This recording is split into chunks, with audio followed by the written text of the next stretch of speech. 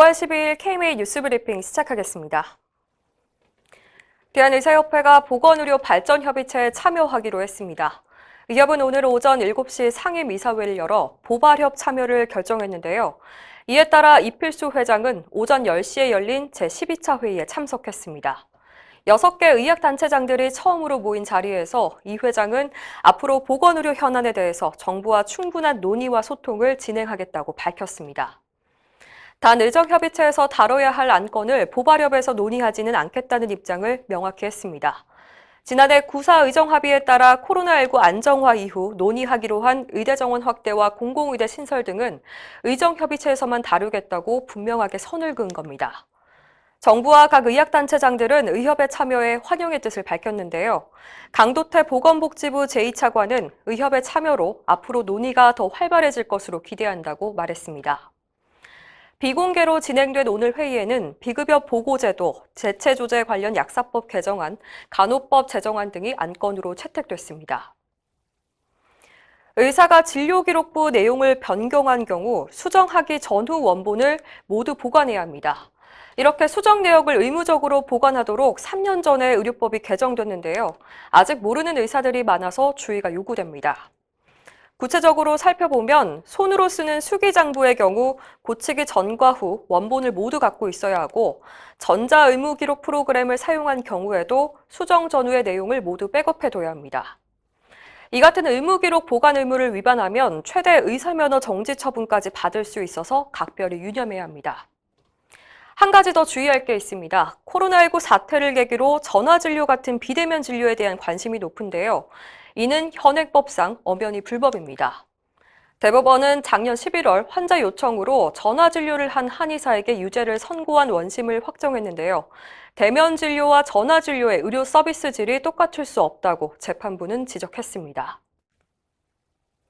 있지도 않은 간호 인력을 근무한 것처럼 속였다는 이유로 수천만 원을 환수당한 요양병원이 재판에서 억울함을 풀었습니다.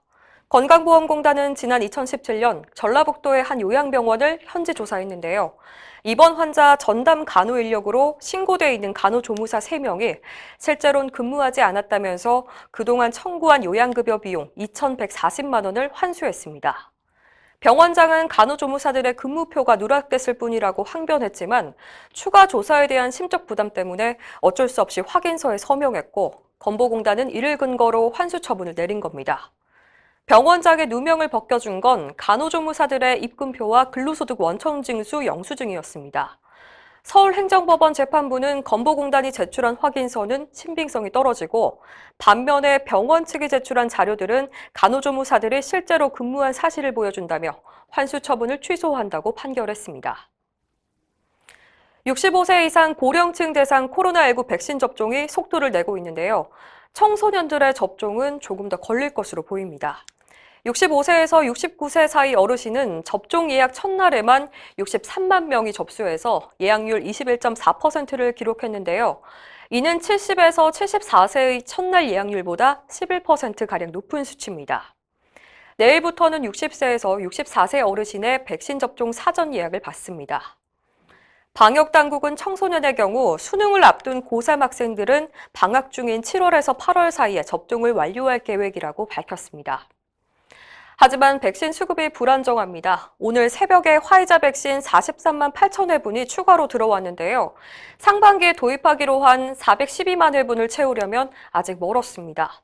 이런 가운데 정부가 3분기와 4분기에 각각 2천만 회분을 공급받기로 한 노바백스는 긴급 사용 승인 일정을 3분기로 미뤘고 생산량 목표치도 낮추겠다고 발표해서 백신 수급에 비상등이 켜졌습니다.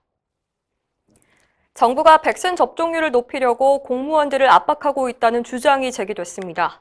국민의힘 조명희 의원이 공개한 자료에 따르면 질병관리청 산하 코로나19 예방접종 대응 추진단은 지난달 23일 경찰청 치안상황관리관에 공문을 보냈는데요.